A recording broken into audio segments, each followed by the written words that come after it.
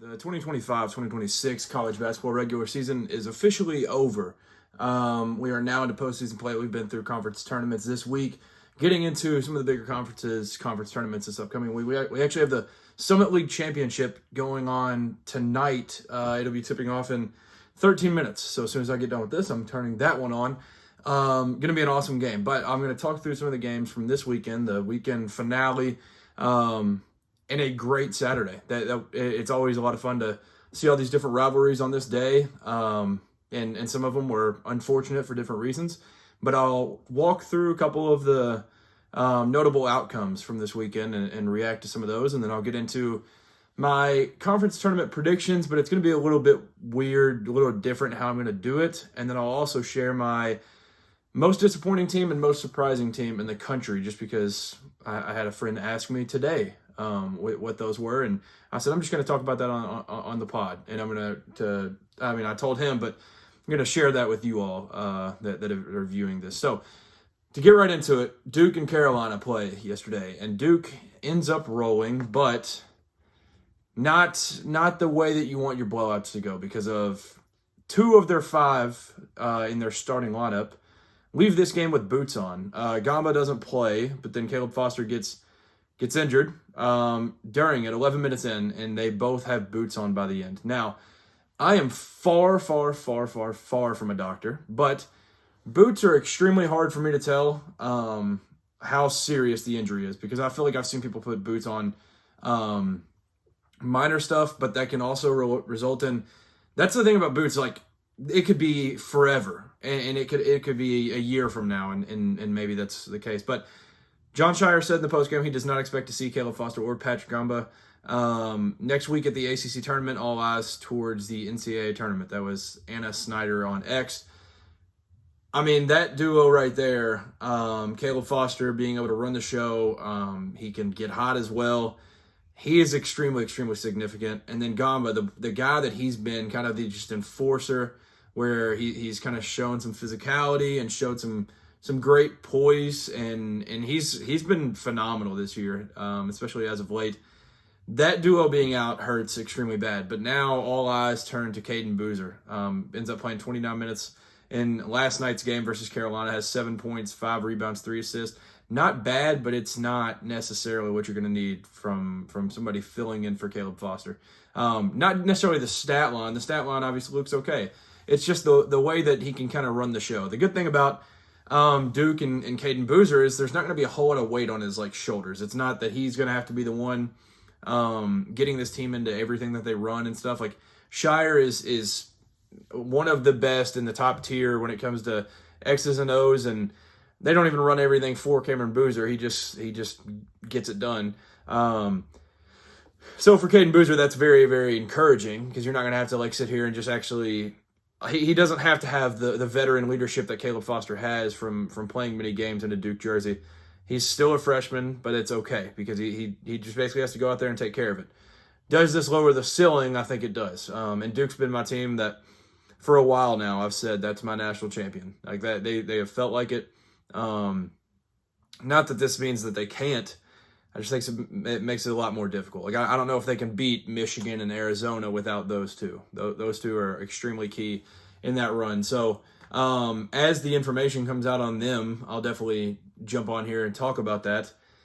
But it's very significant. In the positive news, Malik Brown, it was his senior day, ended up with 5 steals, 1 block, 15 and 9 in the absence of Gamba and starting for them. He was phenomenal. Really good throughout against a really great player in Henry Vasar. So a difficult matchup. And then Cameron Boozer, as if he wasn't already the by far comfortable Wooden Award winner a month ago, it is officially done.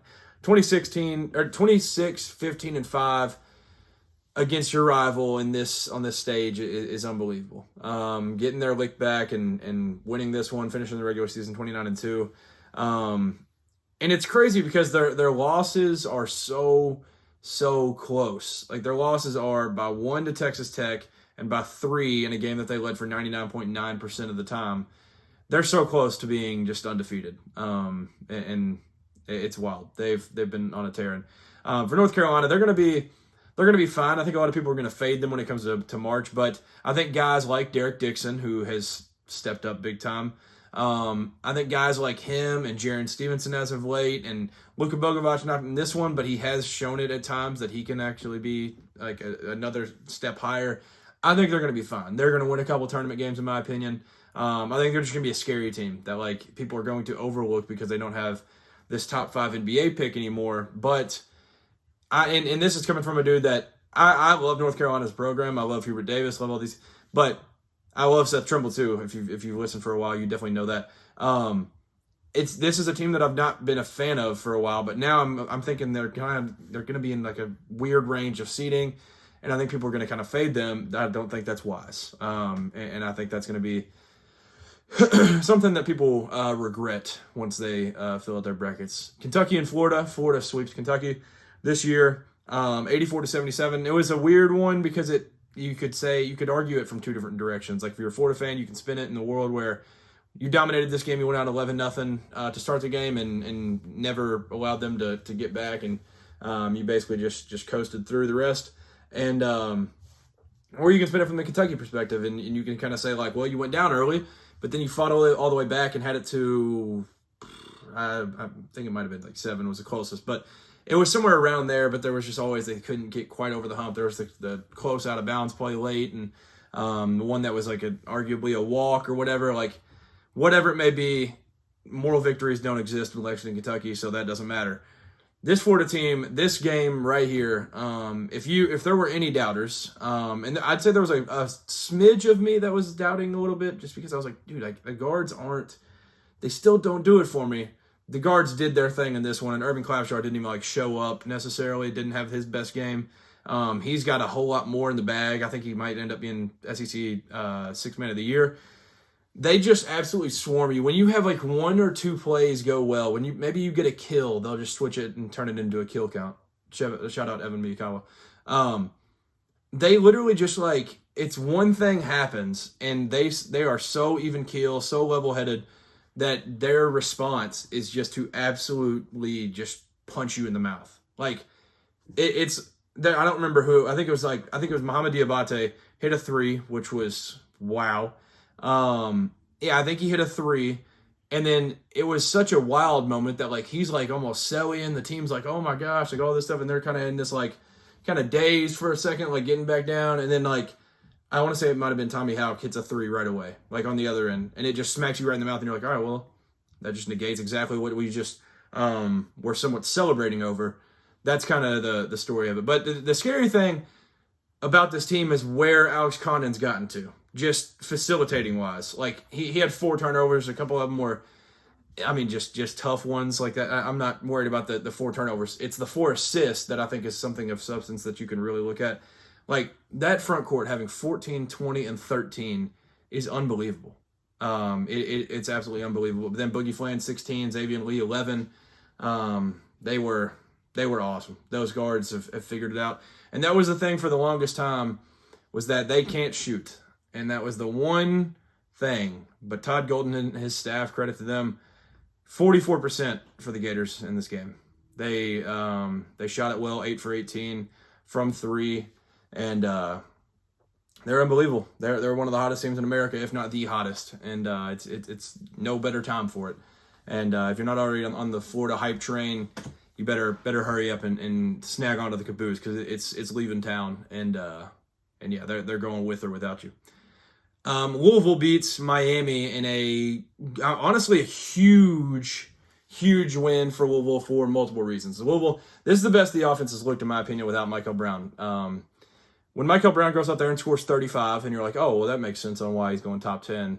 It's easy to kind of fill around him and just go out and say yeah, this is a pretty good offense. This is a game where Michael's not playing. I hope, knock on wood, I hope this man plays. He's a ton of fun to watch.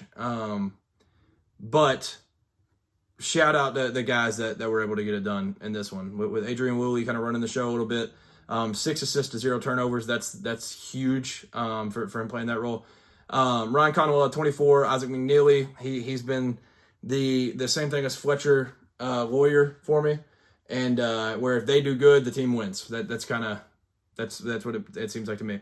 But that backcourt just did their thing. The offense looked incredible. It was super fluid throughout, and they get a big time road win at Miami, 92-89.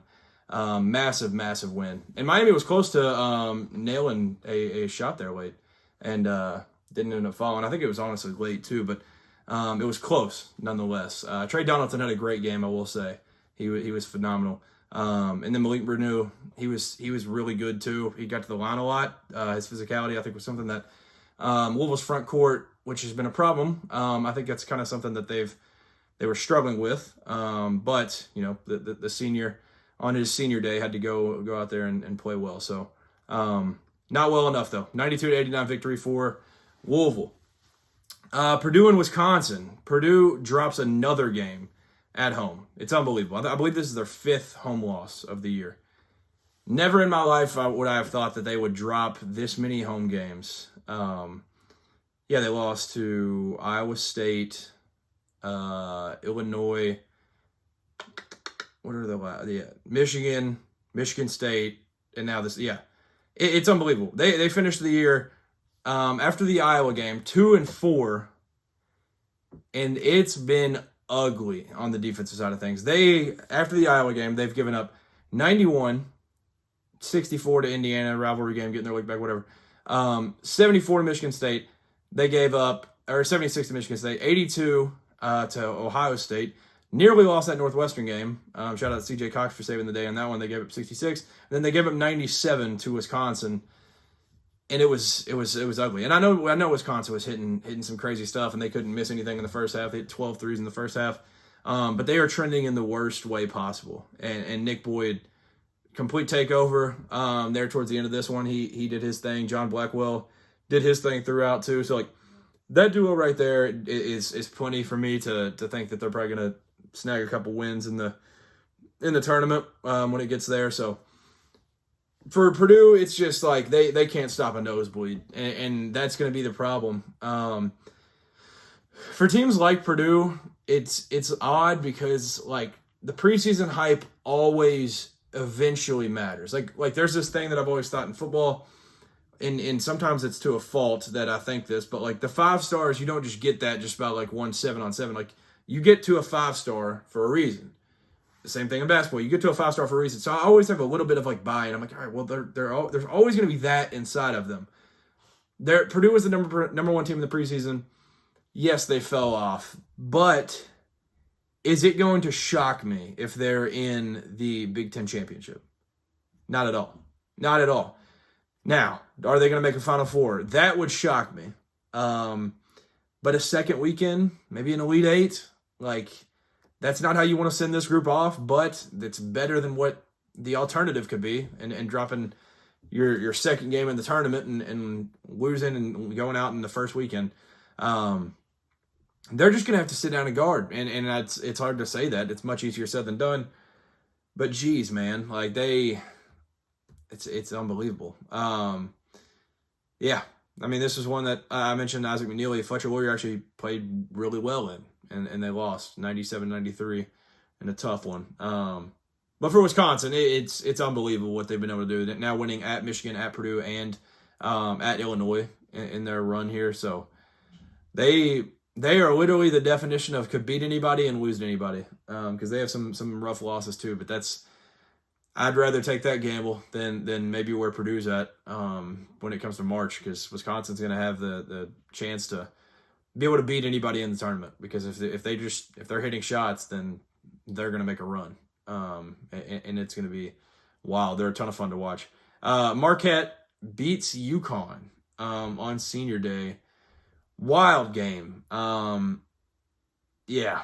It was something else. It was Alex Caravan played 40 minutes, 2 points.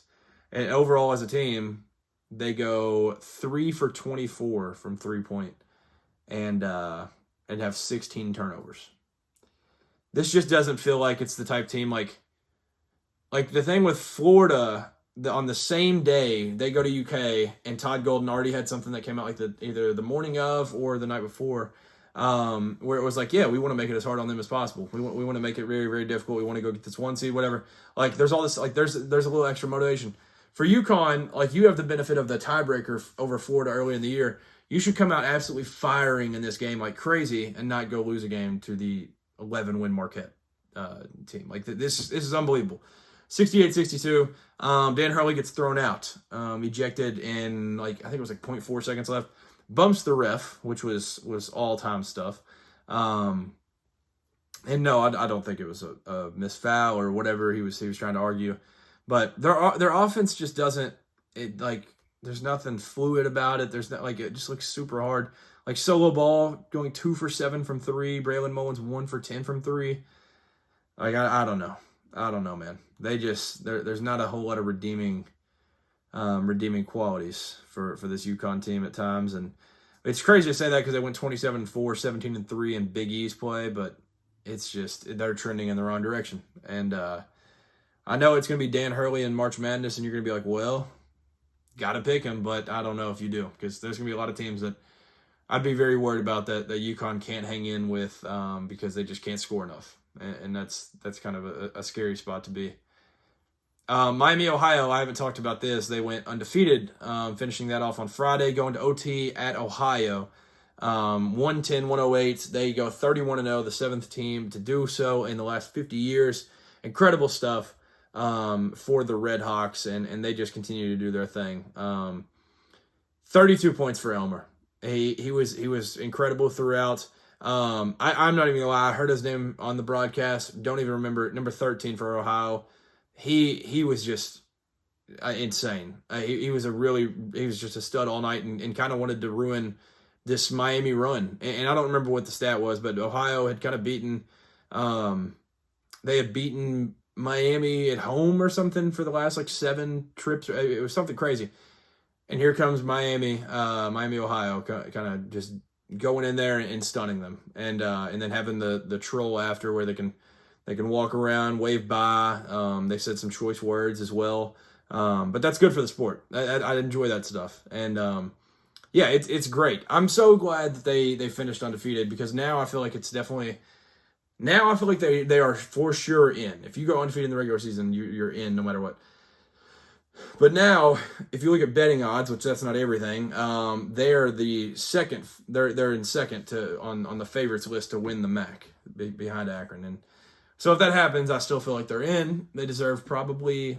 I think they should probably be like an 8. I think they'll probably be a 10 or 11, just off of like context clues on what teams have been ranked or where they've been seated in the last couple of years. I think they'll probably be like an 11, playing a 6, and I've seen them play Kentucky in so many different like bracketology things. So the Reese Potter Bowl, but yeah, they're very, very deserving of it. They like Jimmy Dykes said, the people say that they haven't beaten anybody. They've beaten everybody. And yes, they haven't played all the best teams in the world, but they knew that that some of these top teams weren't even going to consider it, and then they went and tried to reach out to, I think, 20 of the top 100 or whatever. They released some stuff that they had reached out to teams, and people turned them down and stuff. So good for them, man. Good for them. I'm very, very excited to see this Miami Ohio story. Michigan State, we had another Jeremy Fears mule kick, trying to kick Elliot Cadeau where the sun don't shine. And then after that, Adai Mara had a play on Jeremy Fears where, the jokester got joked. And, yeah, it was just one of those physical games. It's a rivalry game. So I didn't really hate – well, I didn't hate Adai Mara. I hated Jeremy Fears' play, but, like, it was stupid. But, like, they're just getting after it. Like, I don't think Adai Mara was like, all right, I've got to choke Jeremy Fears right here. I think it was more of just like, I've got to do whatever I can just to, like, not let him get a fast break. He just, hit him pretty high. I like both these teams. I love both these rosters. But one guy I do love, there's a couple on both these teams, but Marez Johnson, he wasn't the player of the game by any means, but he has the loudest points ever. Like he had putback dunks, lobs, all this different stuff, finished with 18 and 7, and 2 blocks.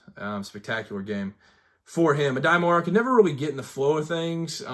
He had foul trouble, and then had that tech, and the tech was huge because it flipped. I think they were up 4. Then Fears goes to the line, hits 2 free throws, and then I think it might have been Kohler on the other end, ends up getting a dunk or something. They tie it. But Yaxel was definitely the player of the game, and I think he'll probably be the Big Ten player of the year. 27 points and 3 rebounds, 3 assists. He was awesome. He was 6 for 6 from free throw line, 5 for 6 from 3. Really, really good stuff there. Will Shetter, I just want to talk about him because he's one of those dudes that I made a post the other day about the very small number, like whatever the number is, I think it's 22 or something, across the country on the Power 5 level, I think it was, where guys had stayed and they're having their senior night at the school that they came into college at. And Will Shetter's one of those. Like, he's been there 4 years. He was on the 22-23 Michigan team. That was not great. And he's been around for 4 years, and he's not the best player. He doesn't start, but he plays real minutes and plays good minutes for him. And you just love to see guys like that thrive. And yeah, it's just like, love to see those type of dudes, get their shine, and they praised him a little bit on the broadcast. So I want to make sure I said that. Trey McKinney, one of my favorites in the country. I don't know if he's going to win Big Ten Freshman of the Year. I'd imagine not. Unless I'm blanking, it's got to be Wagler, unless I'm forgetting. Steinbach probably needs some love, but I don't know. But Trey McKinney in the preseason was my Big Ten Freshman of the Year. I just thought he was going to be a stud. He was the Gatorade Player of the Year in Michigan.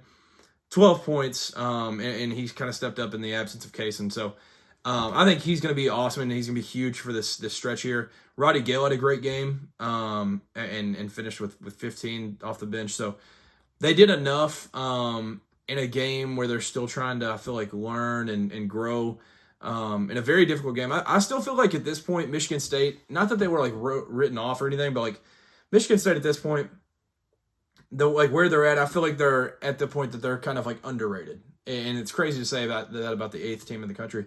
But like, if they go win this game, like where are they seed line wise? Like do they like jump UConn, and are they like the top 2?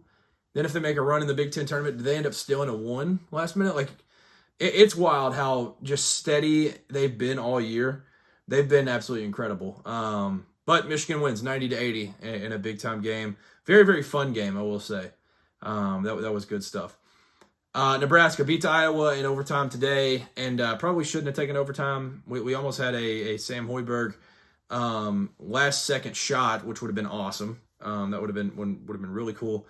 But yeah, they got it done. They trailed early and then came back and just kind of weathered the storm, and then Iowa made that late push, but it just felt like Nebraska would just had too much for them.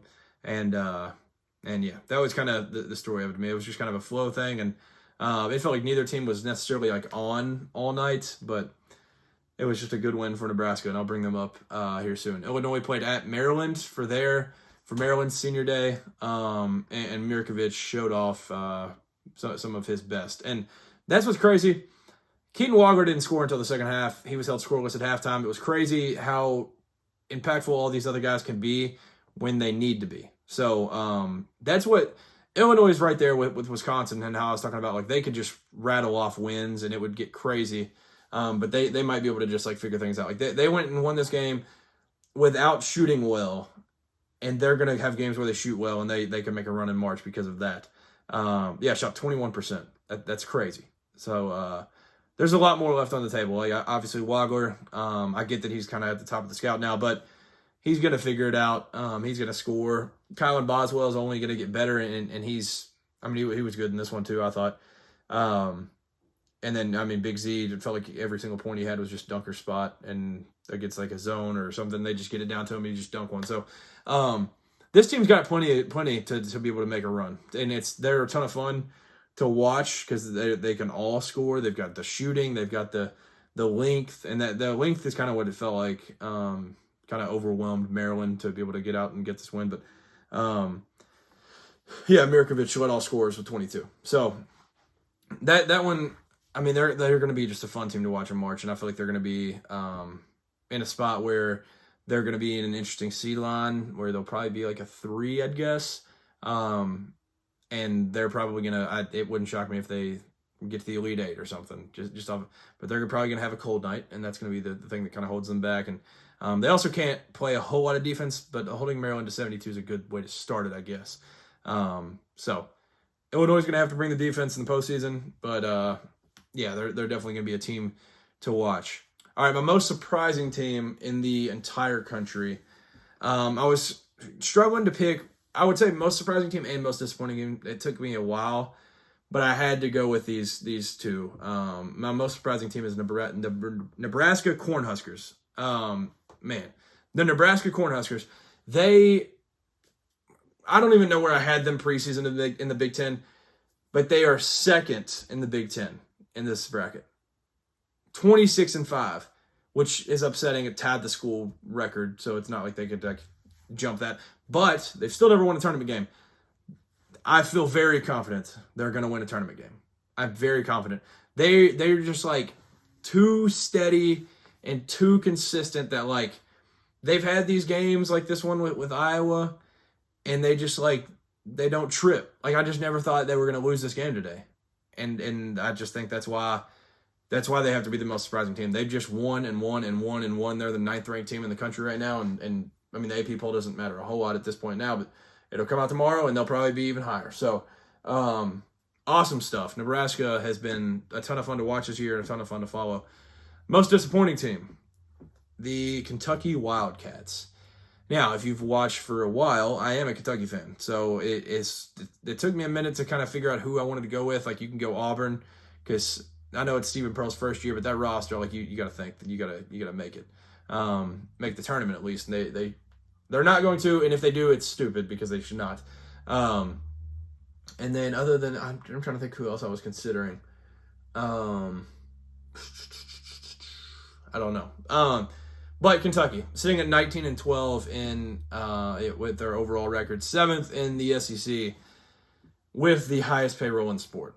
Now you can look at it, and I know it's $22 million, and if you think about the guys that are out right now, you've got JQ. I'm gonna guess got $4 million, so then that's down to 18, and I would guess Jalen got $2 million. Jalen Lowe, point guard, so then that drops it to 16, and then I'd say Cam Williams probably got like 1.5, 1, 2, somewhere around in that range. So I'll just say, just on the higher side of things, I'd say 2. So then you're looking at what, 14 mil right there, which is still right there in the top 3 for the most in the sport. And it could be even higher. It could be it's like 16 mil, which would be the most. Like 7th in the SEC is not okay. With that payroll and what you had to offer, guys, the minimum should be Elite 8. And the minimum should be like a 3 seed, maybe 2 seed. With that amount of money and those resources, going and getting this roster is not okay. Now, some of these guys have figured it out a little bit, and it's been fun. But, like, ending the season with back-to-back L's to A&M and Florida, and both you trailed by 20. Losing, 5 of your last 7, you're just going the wrong direction. Playing on Wednesday for the first time in school history. And I think this is the lowest, maybe ever, that Kentucky's ever finished in the SEC. I don't know. I'd imagine 2020 we were definitely lower, but it's just like a collapse, an absolute collapse. Like it's crazy to think what you could have done with that amount of money. Like if you think about, if you spend that wisely and you have a GM spend it and you can figure out all of that, then you've probably got a team in some sort of, which shout out to this guy, Donovan Dent. He's got 53 assists to 2 turnovers in those last 6 or something. He's been incredible as of late. If you think about, hey, if you spend that wisely and get the guys that you went after, then you're looking at a roster that's like Donovan Dent, Lamar Wilkerson, Yaxel Lindeborg, and then like, I don't even know who. Maybe you end up getting Caleb Wilson with that money or something. Like, that's what drives me. Like, and that group right there is not even the full price. Like, you can still afford guys outside of that, and you could probably bring Colin Chandler back, and you could probably have Cam Williams with that group. Like, that's the problem. Is what you could have for that price, and you went and got. You went away from what made you great and what kind of carved your path in this game as a coach, being able to score the ball. You went and got a bunch of defensive guys, and I know a couple of these guys can score it, but it's just not been great. Not been great at all. So it's unfortunate. for as a Kentucky fan, but Kentucky has definitely, I think, in my opinion, been the most disappointing team. Oh, Purdue, I think, was the other one I was trying to think of because they were preseason number one. Now they're like the 7th seed in the Big Ten. Let me see. They are the 7th seed. But yeah, that is my most surprising and most disappointing team. Also, for most surprising, I was considering putting them on there just because I didn't expect them to be that good. And it includes a team with a guy that hit 2 threes on Saturday that used to play for Kentucky, Ogana Onyenso, and his Virginia Cavaliers. They've also stunned me. So comment below if you have different ones, Nebraska and Kentucky, or if you agree, and then throw that below and tell me why you agree. So I'm going to do these. There's the conference tournament previews, and I don't feel like, just from my perspective, if I was viewing the video, I don't think I would want to hear somebody just read off all these teams and go through, because then it's hard to follow, and then it's like, then if you're trying to listen while driving or something, then like you can't like follow on the screen. So I'm going to give you my champion and who they beat in the championship, and then I'll probably give you one team I think can make a run. That would not shock me. I'll start with the SEC. Now, these are going to be, I'm just going to put this as a blanket statement. These are going to be like bold, or not bold at all. I'm being sarcastic with that. They're not going to be bold at all. Like I think these are very, very obvious. Very obvious, like picks for these.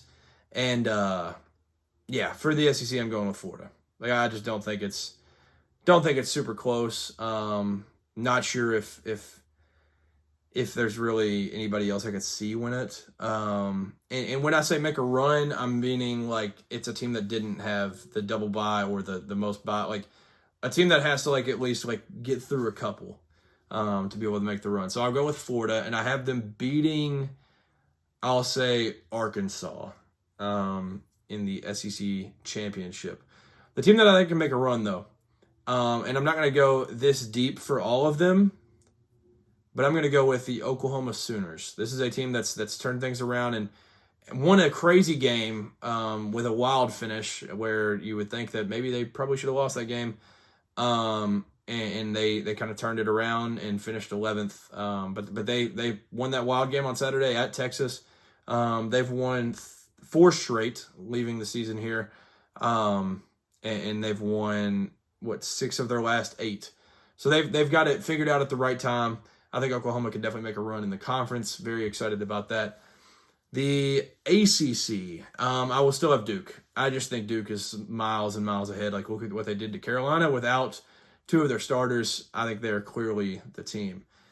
Now, this one I might get some hate for because it's not a bold one by any means. I think Louisville is my team to be able to make a run. Like, they don't have the double bye. They're the 6th seed. They're going to probably have to play. I'm going to guess they'll play SMU. SMU's going to beat Syracuse. But, and then I think they're going to beat Miami for a second time, and then they'll have to beat Virginia if they want to make it to a championship again in the ACC. So that's my pick. I have Duke winning. I'll say Virginia ends up beating Louisville in that semifinal matchup, and Virginia loses to Duke in the championship game.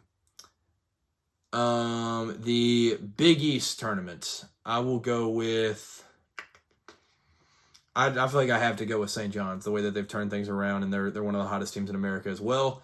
And they end up winning the Big East outright. So credit to Coach P and all of them over there. I will go with St. John's beats UConn in the championship. Certainly not bold by any means. And I will go with my team to make a run. And I'll just do this because it's been a great year for them. The DePaul Blue Demons. I think there's a chance that they make a run. I think Villanova is solid, but I don't think they're clearly by far and away the best, the third best team in this conference. So DePaul's going to beat Georgetown, and then they will play Villanova. And then that's a game that I think they can win. So that's going to be my team that makes the run. St. John's beats UConn in the championship. The Big 12 tournament, I think the look at this, bold. Arizona, I think, wins it. I think Arizona beats Houston in the championship, the 1-2. The team that I could see make a run is Cincinnati.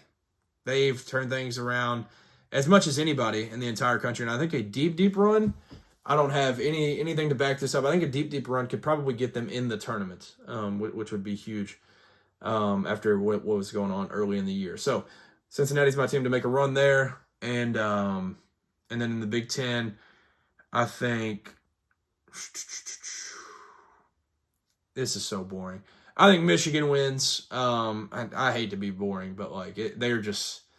I feel like it's obvious, and I think they beat Michigan State. So I think they do a season sweep. It's hard to beat a team 3 times, but I think they'll do it, and they will win the Big Ten outright. And I think a team that can make a run will be. Gosh, that's unfortunate. I'll just go with Wisconsin. I'll go with Wisconsin because they'll have to beat Illinois, and then they'll probably drop the game to Michigan. But winning a couple games would be pretty good, and then following in the semifinals would be unfortunate. But you're playing Michigan, who's one of the best teams in the entire country.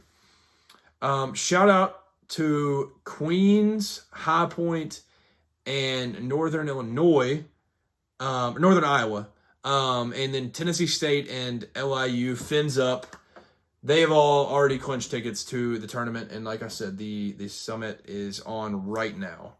Very, very excited about that game. And actually, let me check the score. Get a live score update. 13-9, North Dakota State leads North Dakota. That's gonna be a fun one.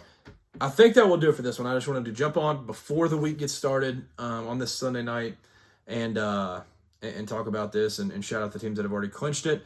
It's been a fun week. It has been an absolute blast. It's been day games. Even the girls' tournaments have been fun. Texas, big win over South Carolina.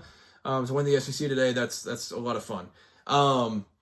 Yeah, this past week has been awesome, and I can't wait. Literally, the vibes are just as high as they could possibly be during conference tournament week because like of what is ahead. Where you're just thinking like literally a week from right now, we will have a bracket in hand, and I will have a bracket reaction video out for you guys. Like we're a week from that. It's unbelievable. Very, very excited for it. Thank you for tuning in. Make sure to comment any of your thoughts throughout. Maybe your most disappointing team, most successful, or most surprising team. Whatever it may be. Thank you for tuning in. Like, comment, subscribe. It's all greatly appreciated. Peace.